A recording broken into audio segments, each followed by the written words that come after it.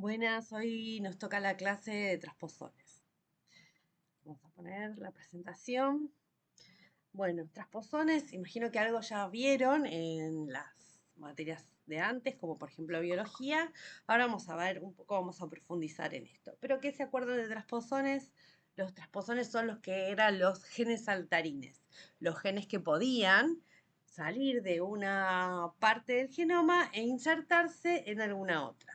Esto lo podían hacer duplicándose o no. Bueno, vamos a ver. Los transposones fueron descubiertos por Barbara McClinton en los 50. En ese momento ella estaba trabajando con maíz. Los experimentos de ella, como ven en la fecha, son antes de que hayamos descubierto la doble hélice. Entonces eran experimentos más del tipo cruzamientos. Se parecían mucho más a los ensayos o a los experimentos que estaba haciendo Mendel con las arvejitas. Ella lo que veía era cruzamientos en distintos tipos de variedades de maíz y que los genes no estaban correctamente ligados. Ella empezó a publicar sus resultados y eran unos resultados demasiado novedosos, una teoría muy innovadora para la época, con lo cual sus trabajos no fueron bien recibidos por el ambiente científico. Ella siguió dando charlas y trabajando este tema, pero finalmente, y debido a que la comunidad científica no se hacía eco de sus descubrimientos, terminó por abandonar esta teoría y se dedicó principalmente a hacer estudios sobre distintas variedades de maíz de los países de América Latina. Mucho tiempo después, en los 70 volvieron a descubrirse los transposones, pero ¿dónde? Los descubrieron en coli. Y en ese momento ya teníamos muchas más herramientas de biología molecular, con lo cual pudimos finalmente darle un asidero con otro tipo de experimentos a lo que había descubierto Barbara McClinton. Por esto, ella termina ganando el premio Nobel en los 80. Es la primera mujer que gana el premio Nobel de Medicina y además la única que lo gana solo. Porque ustedes ven que cuando salen los premios Nobel todos los años siempre son entre 3 y 5 personas, pero en este caso el reconocimiento fue para ella sola. Mucho tiempo después de que ella había hecho su descubrimiento y que por la comunidad científica había sido ignorado y denostado. Bueno, ¿qué son los transposones? Son segmentos de ADN con capacidad para moverse por el genoma. Eh, Pueden cambiar de posición entre genes y algunas veces lo pueden hacer incluso entre cromosomas. Lo pueden hacer pasando a plásmidos, pero también pueden saltar incluso y formar parte de algunos virus de gran tamaño. Los transposones existen en todos los organismos. Y como les conté, en algunos casos la transposición puede hacer que se dupliquen. No solo que salten y que abandonen una secuencia genética para ingresar en otra, sino que se dupliquen. Que la misma secuencia que estaba en un lugar ahora aparece en otro, pero sin desaparecer la primera. Con lo cual la representatividad en el genoma aumenta. Para esto van a necesitar algunas enzimas, la principal va a ser la transposasa, pero como pueden sufrir mutaciones, muchos transposones pierden la capacidad de moverse. O sea que ellos mismos no van a poder saltar a otro lugar, sino que van a ser dependientes de otro transposón que tenga enzimas activas que permita el movimiento. Y todos estos movimientos van a estar guiados por enzimas.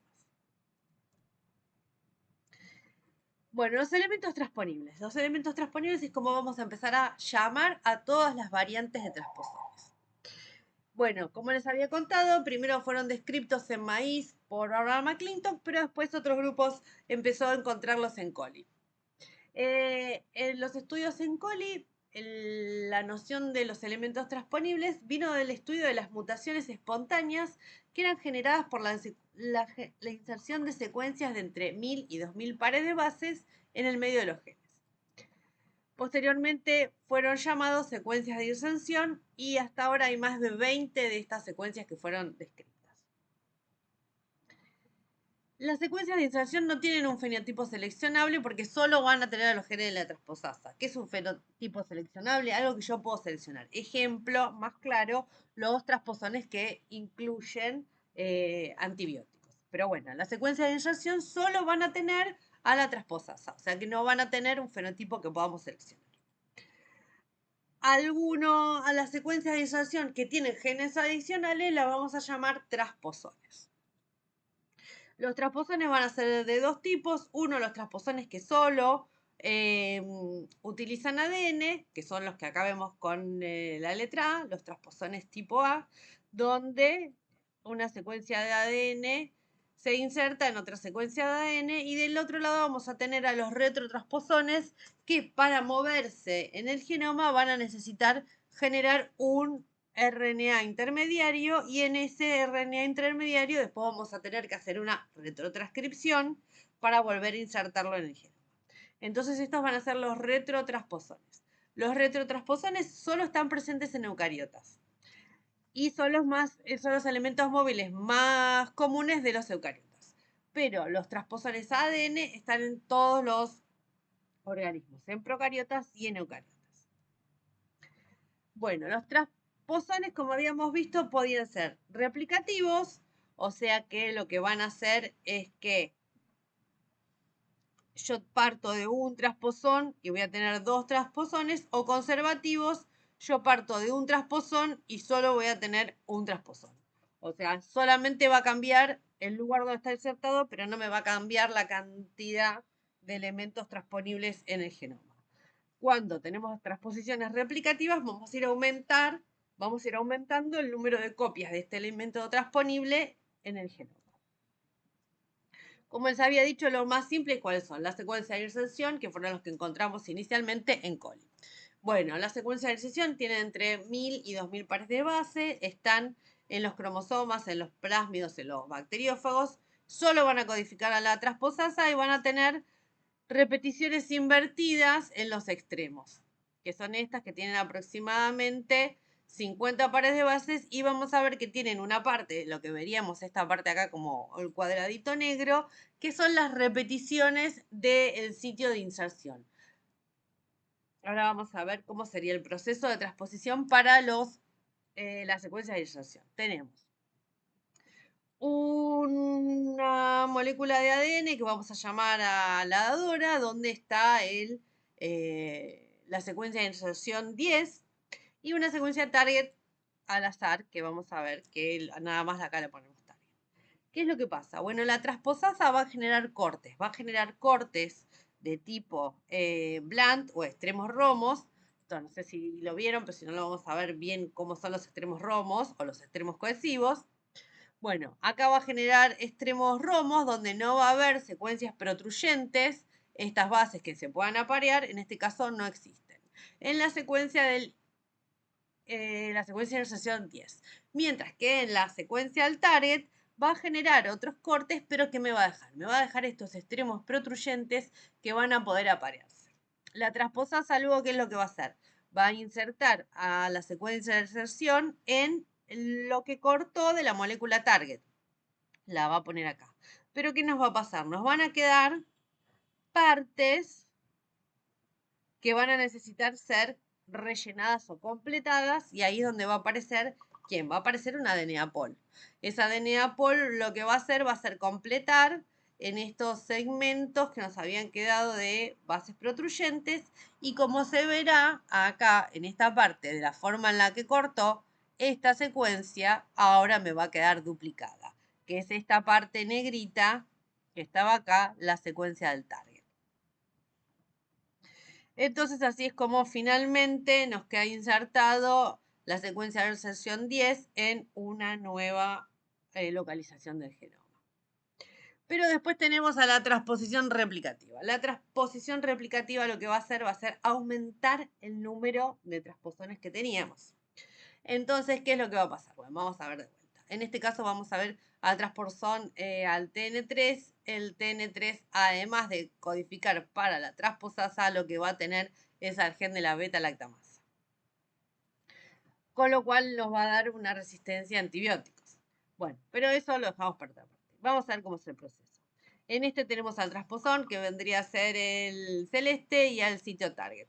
De manera similar a lo que había pasado antes, se van a generar cortes, pero en este caso los cortes no van a ser, como les había dicho en la parte anterior, que eran plan, sino que en ambos casos van a generar extremos protruyentes. Y estos extremos protruyentes, que nos van a quedar en esta parte, van a ver que hay una parte que nos va a quedar simple cadena, tanto el sitio target, después de generar estos nicks, como partes simple cadena que nos van a quedar para lo que es la secuencia propia del trasposón.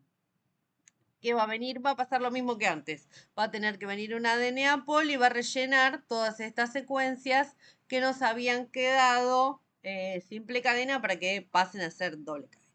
En este proceso, ¿qué es lo que va a pasar? Se me va a formar el cointegrado. Acá ven que la imagen dice que el extremo A se nos está uniendo con el extremo F, o sea, este extremo con el F, mientras que el extremo D es el que se va, a ver, ¿dónde está la D? Mientras que el extremo D es el que se va a estar uniendo con la G, acá. Este D se va a unir con esta G. Esto nos va a formar, ¿qué? Nos va a formar el cointegrado. Y para el cointegrado, para poder resolverlo, ¿qué vamos a usar? Vamos a usar la resolvasa, que esta es otra proteína codificada por los transposones replicativos, que lo que va a generar es una recombinación y así va a poder, como van a recombinar estas secuencias que son idénticas, que es el mismo transposón que estaba copiándose, en esta recombinación lo que va a hacer es que las dos moléculas de ADN nos vuelvan a quedar separadas. Y este es el proceso con el cual los transposones hacen la transposición replicativa y duplican la cantidad de transposón que había al inicio del proceso. Como habíamos dicho, los transposones podían ser simples, como la secuencia de inserción, donde teníamos las secuencias repetidas en orden inverso, que son estas coloraditas, y la transposasa, mientras que si los transposones eran compuestos, íbamos a tener secuencias de inserción, pero además íbamos a tener marcadores de resistencia. En este caso, vemos uno que es la tetraciclina. Pero hay un montón de otros transposones que tienen resistencias para otro montón de antibióticos. Por ejemplo, en este vemos que tenemos al TN9, que tiene resistencia a cloranfenicol, a TN10, que tiene resistencia a tetra, al TN5 con resistencia a canamicina y al 903 también con resistencia a canamicina. Vemos cuál es la longitud de bases. En esta tabla también se ve cuál es la longitud de bases, siendo el TN10, el más largo, tiene casi 10.000 pares de base, mientras que el TN9 con resistencia a cloranfenicol es el más chiquito.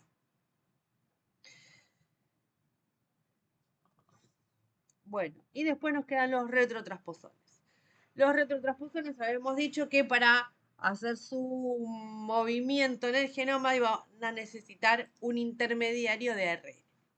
Y también, como todo se puede clasificar, vamos a ver que los transposones se pueden clasificar en los transposones con long terminal repeats, sin terminal repeats, sin las long terminal repeats, y los que no tienen las long terminal repeats van a ser los lines o los cines, que les debe sonar bastante si vieron alguna clase sobre genoma humano. Bueno, los LTR, como habíamos visto, todos los transposones que tenían intermediarios de ARN solo estaban presentes en eucariotas. Entonces los LTR son transposones de eucariotas. Los LTR se transponen a través de intermediarios de RNA, lo habíamos visto, y están compuestos por dos secuencias que son las long terminal repeats. En este gráfico es el verde clarito, y comparten muchos de los genes con los retrovirus. No sé si ya cursaron virología ustedes, pero se acuerdan de los retrovirus que tenían a los genes que eran GAG, POL y EMB. Bueno, los transposones van a tener a GAG y a POL, pero no van a tener a EMB, que es la proteína de la envoltura. Con lo cual no van a poder salir y buscar un nuevo huésped para infectar, pero nada les va a impedir transponerse a nuevos sitios en el genoma. Entonces los LTRs son mucho más grandes, van a tener entre 6.000 y 11.000 pares de bases, van a tener hasta a estas llamadas long terminal repeats, que van a tener entre 250 y 600 pares de bases, al igual que en otros casos vamos a tener las repeticiones invertidas en el sitio de inserción, que pueden ser entre 5 y 10 pares de bases, y el área donde codifican para las proteínas que inicialmente por lo menos van a tener que codificar para las suyas, que van a ser las proteínas de Pol y GAG. O sea, Pol, la polimerasa, y GAG, proteínas para hacer algo similar a una cápside. Acá vamos a ver cómo se generan los transposores eucariotas. En este caso, el LTR izquierdo, este, es el promotor que dirige a una RNA pol de la célula para formar un transcripto primario. A este transcripto primario, a partir de una secuencia codificante también en lo que sería el LTR derecho, se le va a agregar una colita de polía. Y esto, una vez que se termine de procesar, va a generar lo que es el ADN retroviral. Que este ADN retroviral, en presencia de la retrotranscriptasa, puede pasar a ADN y después lo vamos a poder integrar. ¿Cómo es el proceso de integración? O sea, hasta en este caso vimos cómo pasar de ADN hasta el ARN, al ARN retroviral en el genoma. Pero ahora vamos a ver cómo pasamos del genoma retroviral para volver al ADN. Acá respiramos profundo porque es un proceso bastante difícil. Bueno, en este proceso, ¿qué vamos a tener? Vamos a tener al Primer Binding Site, que es este PBS que ven acá. Y como primer, ¿qué van a usar? Van a usar a los ARN de transferencia. Para distintos LTRs o distintos transposores, van a usar cada uno un ARN de transferencia distinto. Pero háganse la idea que vamos a ver que usan ARN de transferencia como primers. Entonces, tenemos la molécula esta media amarillita, esta color amarillito va a ser una molécula del ARN genómico, al cual en la secuencia del primer binding site se va a unir el ARN de transferencia. A partir de esto va a venir una polimerasa y utilizando como primer va a empezar a copiar el ADN y va a empezar a hacer una retrotranscripción. A partir de el RNA genómico viral va a empezar a generar un segmento de ADN. ¿Qué es lo que va a pasar después? Bueno, las enzimas que yo les conté, además de tener actividad POL, tienen actividad, la retrotranscriptasa, además tiene un segmento, un dominio donde tiene actividad RNasa H. ¿Qué es lo que hace la RNasa H? Bueno, los dominios con actividad RNasa H lo que hacen es degradar híbridos de ADN-RN. Entonces, una vez que termina de sintetizar este segmento de ADN, va a ocuparse de degradar este segmento de ARN. Ahora va a pasar un salto. En este salto, ¿qué va a pasar? Esta secuencia con el tRNA de transferencia y lo que empezamos a hacer del ADN va a saltar y se va a ubicar en el otro extremo del transposón. Como estas secuencias pertenecen a lo que eran las long terminal repeats, estas R y esta U, ahora esta R va a poder hibridizar con la R del otro extremo del transposón. ¿Y qué va a pasar? Bueno, ahora esto me va a funcionar como un primer para que se siga copiando toda la secuencia del transposón. O sea que acá, a partir de esto vamos a seguir haciendo la retrotranscripción a partir de este RN para continuar extendiendo el ADN. Bueno, va a copiar, va a copiar, va a copiar hasta tener una secuencia completa. ¿Y después qué va a pasar? Después la RNasa H va a empezar a degradar. Va a degradar todo excepto una pequeña parte que va a ser este extremo que nos va a quedar de ARN. ¿Por qué? Porque, bueno, esta secuencia, si bien puede ser degradada por la RNasa H, tiene una secuencia rica en purinas y estas purinas impiden que sea una degradación tan rápida. Con lo cual, acá, ¿qué tenemos? En el paso 5 tenemos a todo este ADN que ya hizo la retranscripción. Tenemos a la transferencia que vino desde el principio y nos queda un pedacito chiquito de lo que era el RNA genómico que la RNA-H no pudo degradar. Sobre esto, ¿qué es lo que va a pasar? Va a haber síntesis de la cadena nuevamente de la otra cadena de ADN, con lo cual va a empezar a sintetizarse este pedazo. A partir de este pedazo, una vez que sinteticemos, también va a venir ¿quién? Y va a venir la RNA-H y ¿qué va a sacar? Nos va a sacar el RNA de transferencia. Entonces tenemos esta cadena que ya la retrotranscribimos y después vamos a empezar con una polimerasa común, habíamos hecho este pedazo de DNA común, no sacamos a transferencia y este pedazo va a volver a hacer un salto, se va a ubicar nuevamente en el otro extremo del transposón donde va a hibridar. ¿Por qué parte? Va a hibridar por la secuencia del primer binding site, por esta parte que nos va a quedar libre, que es donde antes estaba el transferencia, donde se había pegado inicialmente el transferencia. A partir de todo esto, esta parte se va a poder usar como primer, como base, ¿para qué? Para que la pol vuelva a sintetizar todo lo que sería la otra cadena de ADN y a partir de esto se completan ambas cadenas y nos queda la secuencia retroviral de ADN, que es solamente el último plazo, lo que nos falta es insertarla en el nuevo lugar del genoma. Como les conté, existen un montón de transposones, acá los vamos a ver, en este es un ejemplo de transposones en la levadura Candida albicans.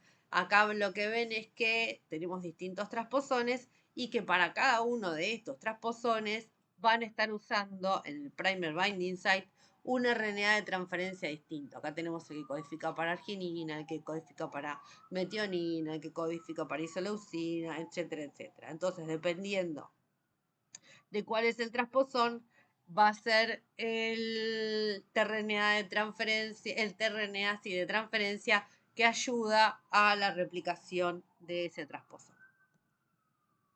Pero como les dije, teníamos los transposones con el LTR, que son los que vimos recién, y también estaban todos los transposones que no tenían los LTR, son los que no tienen las long terminal repeats.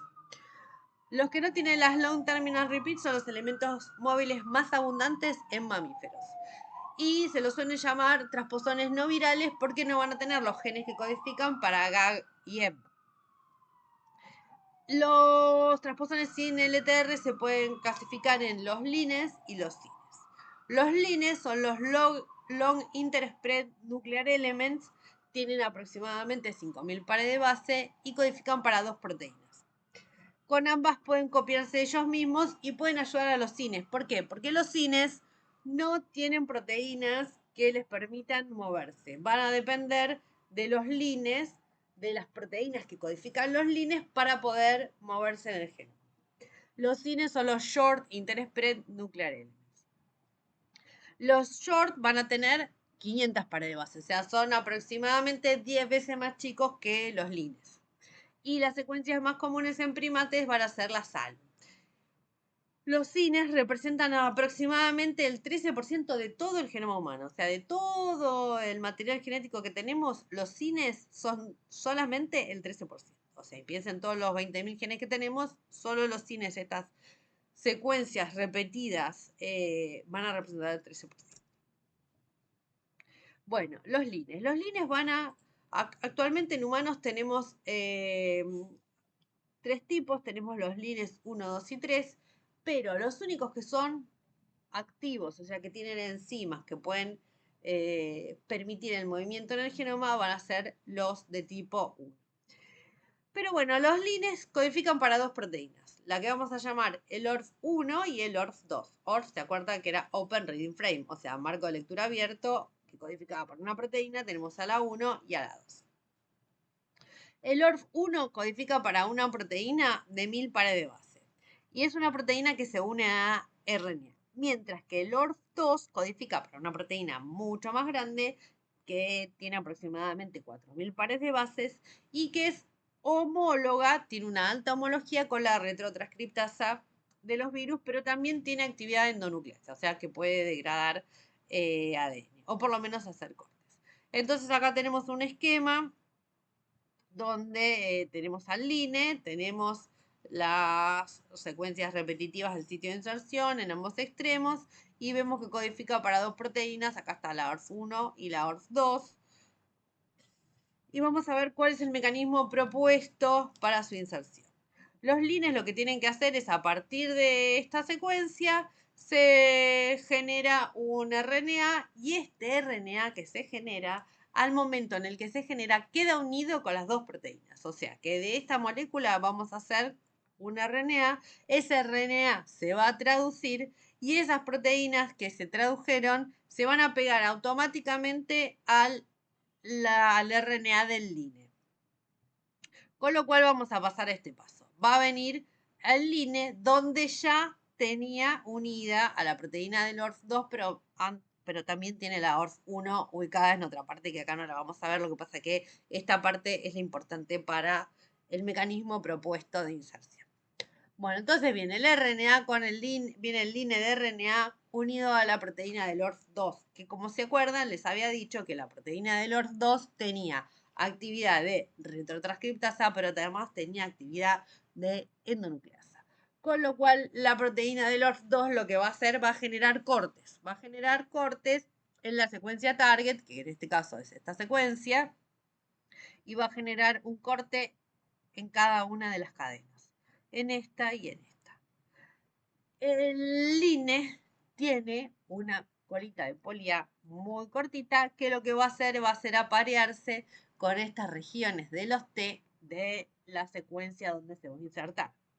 Entonces, una vez que empiece a aparearse con estas T's, lo que va a pasar es que esta zona le va a servir de qué? Le va a servir como primer para la retrotranscriptasa para empezar a copiar a lo que es la secuencia del LINE. Entonces, a partir de acá, esto se hibrida, se usa como primer y a partir de acá empieza la retrotranscripción tomando como base el RNA del LINE.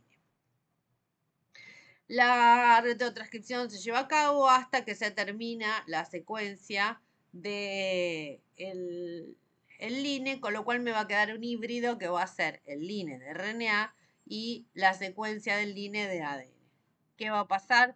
Bueno, después la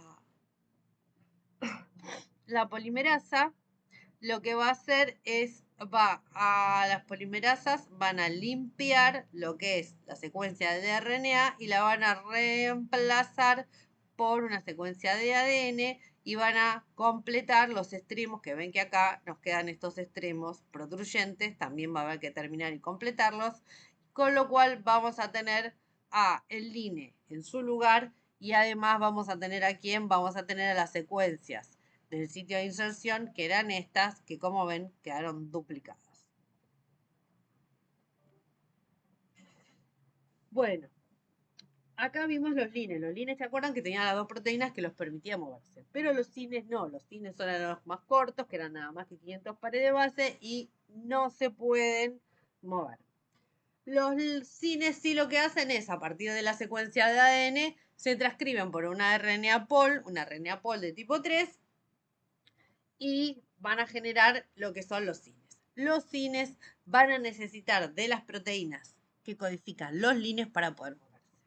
En humanos, los cines corresponden a la secuencia SALU. O sea que la secuencia SALU corresponde de la secuencia SALU de todos los cines, el 90% son las secuencias SALU. ¿Qué son las secuencias SALU? Las secuencias SALU se las denomina ALU. ¿Por qué? Porque tienen un sitio para que la endonucleasa que corta en la secuencia ALU corte. Entonces, si nosotros tenemos un genoma y lo cortamos con ALU, vamos a tener montones de pedacitos muy chiquitos.